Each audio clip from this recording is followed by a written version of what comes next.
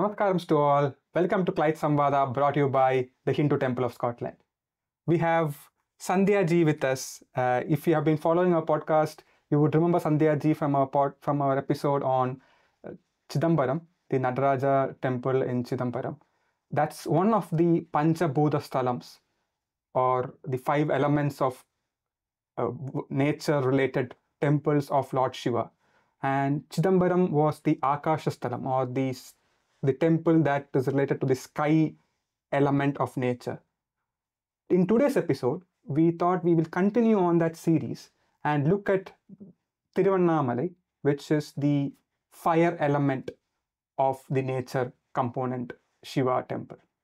Welcome Sandhya ji. How have you been? I'm good, thank you. Thank you for the opportunity to talk about Panchabhuta Sthalams, especially about Tiruvannamalai today. Yeah. Maybe we can start by the Tiruvannamalai, where the name comes from. What's the story to that? Yeah, Tiruvannamalai, actually Tiruvannamalai itself is the name of the town. It is the headquarters of Tiruvannamalai district. The name itself is the name of the god, Tiruvannamalai. It has got the Shiva temple, Tiruvannamalai, Arunachaleshwara temple is in Tiruvannamalai itself. So the name of the god is Arunachaleshwarar, and also he can be called as Annamalayar. And the Parvati consort is called Unnamalai Amman, and another name for her is Abhita Kujalambal. In addition to this temple, there is one more significance to this place where we have this divine mountain called Arunachala in the very place of Tiruvannamalai. Arunachala, the name is made up of 2 words, Aruna and Chala. Aruna is this reddish orange color, the light that is emitted by the sun during the sunrise, right? And Chala is hill. So Arunachala is the hill which has this color of the fire. Oh, right. Okay, I mean, I didn't realize that connection to it. I mean, super. That's really, really insightful. Personally, I've been to Tiruvannamalai multiple times, and I've found it like extremely relatable personally, given all its background, the fact that there is the presence and the fact that it's been the place where a lot of great sages have done tapas in, like Ramana Maharshi and Ayunagirinadar, and there's the Virupaksha cave there. So can you kind of tell us a bit about the legend or the history to the place in terms of the god itself, or all of that? Yeah, when we talk about Tiruvannamalai, there are 2 legends that come to my mind. It has a very strong connection to Tiruvannamalai. The first one is the legend of Ardhanarishwara. It is a separate topic by itself. We can go on a separate session. We have an episode on Ardhanarishwara which we've already done. I mean, so. Oh, right. Okay. Yeah. So this is, I'm just going to give you a shorter version of it here. Once in Mount Kailash, Parvati playfully closed Lord Shiva's eyes. It was just for a brief second, but for earth, in God's world, it's for a second, but in earth, it was years and years. For years together, the earth submerged in darkness. Parvati realized her mistake. She went on a penance to absolve herself of this sin and to get reunited with Shiva. So she went on a penance, and finally Shiva appeared in front of her after being satisfied with her meditation. He appeared in front of her in the form of a fire on top of mountain Arunachala, and gave her blessings and became one with her, which is the form of Ardhanarishwara as we see today. Ardhanarishwara is a composite form which has both male and female forms in it. So it's both Purush and Prakriti in a single being. So the Ardhanarishwara that we see right now, it is actually a form that comes out every year during the Kartigai Deepam festival, when there is Mahadibam that is being lit on the top of the mountain. Ardhanarishwara gives his full form in the temple. So that is the legend behind Tiruvannamalai and Ardhanarishwarar. And the second legend is even more interesting. It is the legend of Lingodhavar. Okay. I mean, once Vishnu was resting on top of the Tirupar-Kadal, the great deluge, right, on his Deshnag. At that time, Brahma appeared in front of him and he introduced himself saying, I am Brahma, I am the creator of the universe, I am the most supreme one here. And Vishnu took offense of it. He said, I am the protector of universe, I am the most supreme one. And a huge argument ensued between them. At that time, Shiva appeared in front of them in the form of a huge column of fire. And Shiva said, whoever finds the origin of this pillar of fire will be considered the most supreme one. Okay. And Brahma took the form of a swan, that is Hansa, and he flew upwards to find the top of this pillar. And Vishnu took the form of a wild boar, that is Varaha Avatara, and he dug the ground and he went to Patala to find the base of this column. Years passed, they could not find the start or end of this fire. And finally, Shiva asked, did you find it? Did you find the source of this fire? Origin of this fire? And Vishnu conceded, saying, sorry, I could not find it. But Brahma lied. Brahma, as he was flying upwards as a swan, he met with this Ketaki flower, a half-wilted Ketaki flower. And he requested this Ketaki flower to bear false witness for him. Okay. So Ketaki also lied on behalf of Brahma, saying, yes, Brahma indeed found the head of this pillar.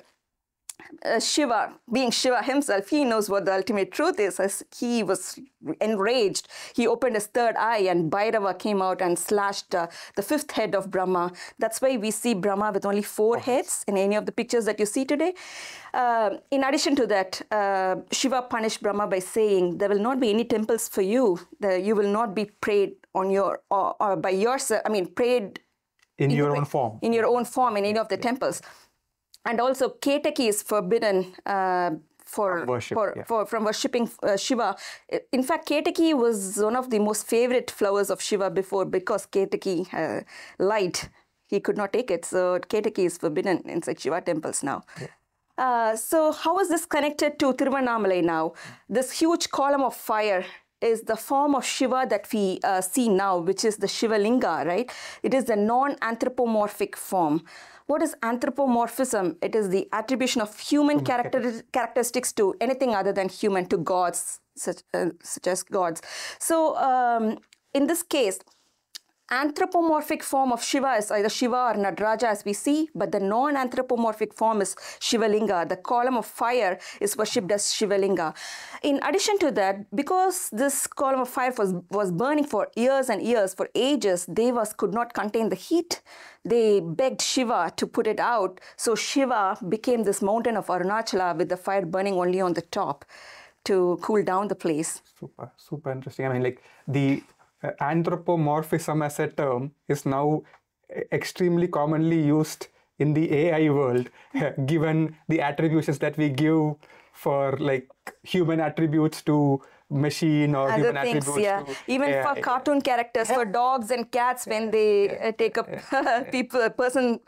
in human characteristics. The extreme example that I recently heard is somewhere in Germany they have created a blessing robot.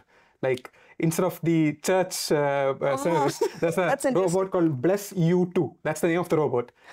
It's a robot that does blessings. It's pushing on a message, it kind of gives out a blessing. So interesting how, as humanity, we are kind of moving to give anthropomorphic tendencies in a lot of other things. But coming back to Tiruvannamalai, yes. One of the key things that happen for anyone kind of go to Tiruvannamalai is they undertake the circumambulation of the hill itself, which is the Arunachala hill. Yeah. And it's called Girivalam. So any insights that you might want to throw on that? Yeah, that is a very important topic that we have to talk about when you talk about Tiruvannamalai, as you mentioned. Girivalam, as you said, it is the spiritual circumambulation one does around the mountain of Arunachala. Girivalam is made up of 2 words, Giri and Valam. Giri means mountain, Valam is to go around. This Girivalam, it is not just like a walk that you take around a mountain, right? It's not like a pleasure walk. It is a spiritual experience. It is not. It is the path of Girivalam is about 14 kilometers long. It is not just a physical challenge, but it is considered to be a very spiritual experience that devotees take up. Girivalam should be done in either of these, I mean, you should do Girivalam by either being in silence, complete silence, that is mauna, or by meditation, or by doing dhyana, or japa, by chanting Lord's names again and again, or by sankirtana, by singing in praise of Lord. So Girivalam, when you do Girivalam, you should walk really slow, as if a lady in full term is walking. You cannot just walk fast and get it done with. So Girivalam is, as I mentioned, it is 14 kilometers long, and there are inscriptions along this Girivalam route which suggest that this was probably started in around 1280 by Vikrama Pandya. Because in one of the inscriptions it says Vikrama Pandya Tiruvidi. Okay. So it must have been at least 800 years old, this particular ritual that people do. So along the path of Girivalam, there are 8 lingams one comes across, and these 8 lingams are called Ashtalingams, each lingam pertaining to each direction: northeast, southwest, northeast, northwest, southeast, southwest. So these lingams, they signify the different stages of life, from birth to death. The first one being Indralingam. Indralingam denotes birth and the knowledge one possesses even before birth. So by praying to Indralingam, you will attain fame and long life. And the second one is the Agni Lingam. Agni means fire, right? As the name itself suggests, it burns all our past sins, our past karmas. This lingam gives us relief from diseases and fear. And the third lingam is Yamalingam. Yamalingam is the main fact behind this lingam is that human body is mortal probably, but the soul is immortal. All living beings die, but the soul always remains. By praying to Yamalingam, we will attain long, healthy life. And the next lingam is Nritti Lingam. Nritti Lingam, actually Nritti was a demon king, just like Yama in the demonic world. He was the governor of people's emotions, people's tendencies towards worldly pleasures and worldly attachments. By praying to this lingam, you will attain renunciation and detachment from worldly desires. And the next lingam is Varuna Lingam. Varuna is the god of rain, as you know. Rain, water. Water is the basis of life. So by praying to this lingam, you attain fertility and growth. And next one is Vayu Lingam. Vayu is prana, air, the basic life energy. So they say this lingam gives relief from lung diseases, breathing diseases, and heart diseases and stomach problems. And the next one is Kubera Lingam. Kubera Lingam, Kuberan is prosperity and prosperity. Yeah. Kubera Lingam, by praying to him, we will get a lot of abundance and prosperity and a better position in life. The last one is Isanya Lingam. When you cross all the other stages of life, when you are at the end of your life, all you want is salvation, right? Mukti. That's when you pray to Isanya Lingam. So Indra Lingam and Isanya Lingam, the first and the last stages of life. Yeah, I mean, I've had the really good opportunity of doing the Girivalam, I think, a few years ago. And then this time when I went, I did the Karvalam, as in you do the circumambulation, but there's a really good path. So you can, for people who are slightly older, who might not be able to do the 14-kilometer walk, you can also do it on the car. So this time around, because I had lesser time, did the car version of it. Yeah. But as long as we think about him when we do it, I guess. In the past, I've had the opportunity of doing it on the walk. And one thing which I've noticed is, there's a lot of people who would be walking barefoot on the walking path. So that is, again, a form of penance, renunciation approach. And there is a lot of sadhus who are meditating on the way. So part of it is your own penance, but part of it is like others doing the penance. And while you kind of go through it, you kind of invoke a lot of... Yeah, that's why they say it has got even more effect when we do on Paurnami day, on full moon day, when the lunar energy is at its peak. Yeah, it is very conducive to awaken our spiritual consciousness and for mental clarity. And it is a process of collective faith, right? When there is more faith from more people, the vibration itself is felt. And on your point of saying the God's name while we do it, This time around when I went, one, I saw that the infrastructure has become better. It's like more helpful for even for people going on foot. The roads are now paved well, the pavements are now clean and all of it. That's one that I really appreciate the administration and the temple people to have done that. Second part is like across, even when you're going on the path, everywhere there were like loudspeakers which were saying like Om Namah Shivaya, Om Namah Shivaya, Om Namah Shivaya. Yeah. So I again felt that's also a really good thing that they have done. So it's a probably of, even though you're distracted, you will be brought back to bring it back to your attention. I think so. That again I thought was quite a good thing that I saw, especially in the current visit. I was not sure if I saw that in the last one, but then this one I remember that more clearly from it. So yeah, that's Girivalam. Thanks so much for sharing the insights on all the 8 lingams as well. Kind of moving on from the Girivalam aspect, like Tiruvannamalai is also famous for like the sages or the rishis who have done penance there, which is the likes of Ramana Maharshi, Arunagirinathar. Do you want to share any insights on those? Yeah. I have quite a bit to talk about both of them. They, I mean, we can have separate session on them, as I mentioned earlier. But I'm going to give a gist of how Arunagirinathar became famous. As much as Tiruvannamalai is famous among Shiva devotees, it's equally famous among Murugar devotees as well. That's because of Arunagirinathar. Arunagirinathar was a poet, saint who lived in 15th century. He was a Shiva Bhaktar who became a Muruga devotee. In his younger days, he lived a life of loose morals. He went deviant ways. He used to get money from his sister to engage in all wrong activities and stuff. As a result, he contracted a lot of diseases as well. There is mention that he had leprosy. These are all legends. We don't know the factual accuracy of these. So once a remark made by his sister really shook his very fundamental being, and he started repenting for his actions, his misdeeds, and he could not take it, and he wanted to go and commit suicide. So he went to Tiruvannamalai temple. He lived in Tiruvannamalai. He was born in Tiruvannamalai during Vijayanagara Empire, and he lived in Tiruvannamalai itself. So he went to the temple to jump from the tower, and he jumped from the tower, but he did not fall to his death. He was saved by none other than Lord Muruga himself. Muruga, with his outstretched arms, he caught him, and with his veil, he wrote Maha Mantra on his tongue.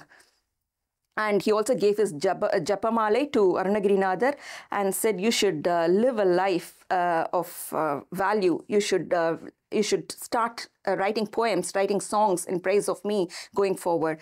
And that was the turning point in Arunagirinath's life.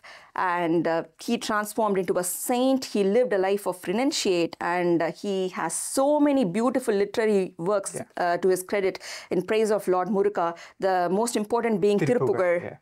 Is the holy praise. Tiru means holy or esteemed, and praise is Pugar. So this is the most elaborate, magnificent, and the most clear depiction or glory sung in praise of Lord Shiva. So in addition to Tiruppugar, he also has written Tiruvaguppu, Kandar Andadi, Kandar Anubhuti, Kandar Alangaram, and Vel Mayil Seval Vritam, and so on. And in fact, like I know a bit of Tiruppugar because like in Trivandrum, where I am, my house is, near to that there's a guru who teaches Tiruppugar in terms of classes. And then, in fact, they do every year annually once they do a bhajan where they have Tiruppugar, Kandarandadi, Kandaranubudi, all of that. It's like a full structured program of how they do it. And they also do, like you do the Kalyanam for Vishnu or Shiva Kalyanam. They do Kalyanam of Muruga fully using Tiruppugar bhajans and all of it. So they have like a proper structure to how they do all of it, and that's the legend of Arunagirinadar. Even though he lived in 15th century and he wrote all this in 15th century, Tiruppugar was not so well known until the end of 19th century. There was a person in Manjakuppam, if I'm not wrong, in Kadalur district, who really took interest in it, and he just went around Tamil Nadu collecting Tiruppugar verses. There is about 16,000 verses, out of which we have only few thousands, if I'm not wrong. Yeah. And so that's the legend of Arunagirinadar, which is one of the sages who has a very strong connection to Tiruvannamalai. And the other person is Ramana Maharshi. And Ramana Maharshi has an ashram in there. The Virupaksha cave where he meditated is in Tiruvannamalai. So, brief background to Ramana Maharshi then. Ramana Maharshi, he and Tiruvannamalai are inseparable.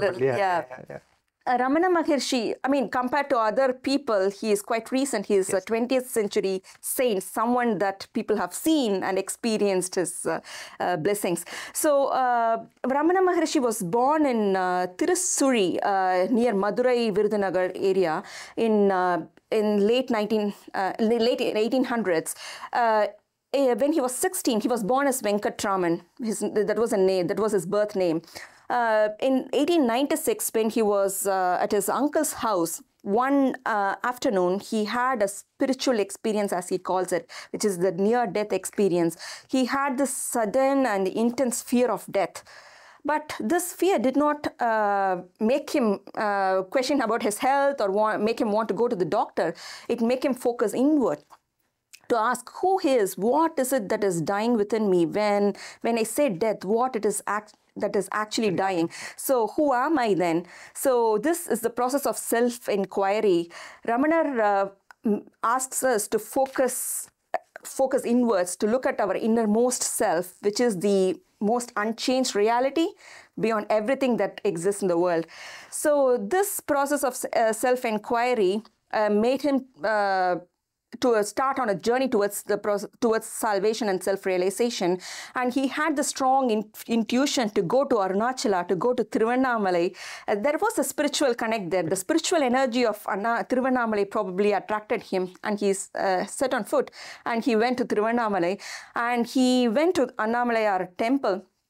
And he was meditating at the 1,000-pillared hall for quite a few weeks. But there was constant disturbance for him there because of the local people and small kids pelting stones at him. So he moved to Padalalinga shrine. There is this underground vault where sunlight never penetrates. This is the most perfect place for him to meditate. So he went into deep meditation in this place because the ambience was so conducive for that. And he had absolutely no idea about the surroundings. He was absolutely no distraction, and he went on meditating there for months and months, and eventually shifted to Virupaksha cave. And Virupaksha cave is within Arunachala hill itself, and it is now a very popular attraction among Ramana's followers because he spent years and years there in deep meditation. Right now, we have Ramanashramam, as you have mentioned. Ramanashramam is the place. It has got a very vibrant community right now, attracting followers of Ramana. It's always full. I mean, it's always full.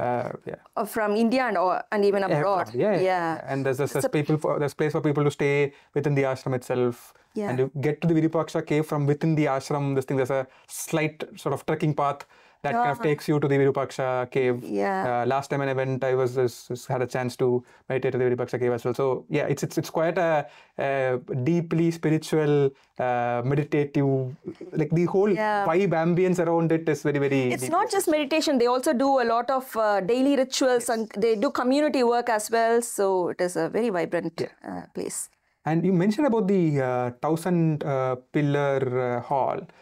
Maybe kind of go back into history of the temple, sort of not history, the architecture of the temple, and insights around that you might have. We have we can talk about a lot of temples, and whenever we talk about a temple, we talk about it saying it's few centuries old, few thousand years old. But in Tiruvannamalai, the Mount Arunachala itself is a temple. Yeah. So what would you say? It is millions of years old. But coming to Arunachaleshwara temple at the foothills of Arunachala, the temple was, the inscriptions say that the temple was built during Chola dynasty in 9th century. But there are references of Arunachaleshwara in Tevaram in the 7th century itself. So probably the main shrine existed well before that, but the actual masonry structure was built from 9th century. But it was constantly being expanded from 9th century up until 15th or 16th century over several dynasties. Tiruvannamalai was ruled by Vijayanagara Empire as well. So Vijayanagara dynasty, Pallava dynasty, Hoysala dynasty, they have all added to this temple to the look that we see today. And so the temple has got 9 towers. It is really very big. It is spread out over 25 acres, one of the biggest temples in India. So it has got 9 gopurams, 9 temple towers, out of which I'm just going to talk about 4 main ones. The first one being Rajagopuram. Rajagopuram, it is one of the tallest temple towers in India. It is, in fact, the third tallest one. Okay. The first one being Sri Ranganatha Swami Temple Tower in Srirangam. The second one is Muddeshwara Temple Tower in Karnataka. Okay. The third one is Rajagopuram in Tiruvannamalai. It is 217 feet tall. Okay. They say the inscriptions say that it was started by Krishna Deva Rayar in early 1500s, but it was completed by Sevappa Nayakar, King Sevappa Nayakar after that. So this is the East Gopuram, and the next important Gopuram is Sri Vallala Maharaja Gopuram. Okay. Vallala Maharaja was one of the renowned kings of Hoysala dynasty. He was a pure Shiva Bhakt. He had no sons or daughters, so Shiva took him to be his father, and he promised him that he will perform last rites for him when he passes away.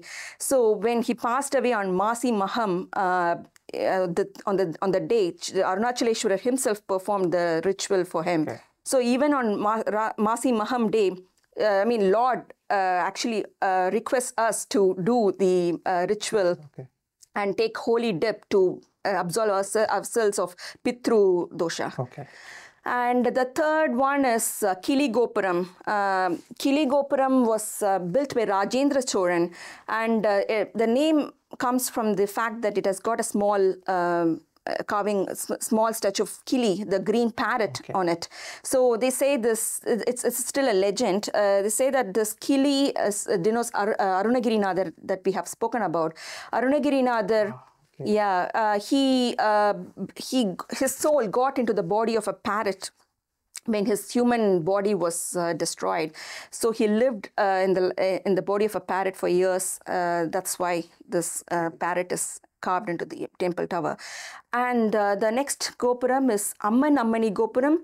Amman Ammani was a woman who lived in Chennapatnam. She was a pure Shiva Bhakti as well. She went on meditating for years together, and one day Shiva appeared in her dreams asking her to build a tower for him in Tiruvannamalai temple. She was not a rich lady or anything, so she went around, collected money from kings and other noble people and built this tower. Okay. So in addition to that, we have Thirumanjana Gopuram, Pei Gopuram. Pei Gopuram is actually not Ghost Gopuram. It is actually Periya Gopuram, which we became shortened. Okay. Pei Gopuram and a few more.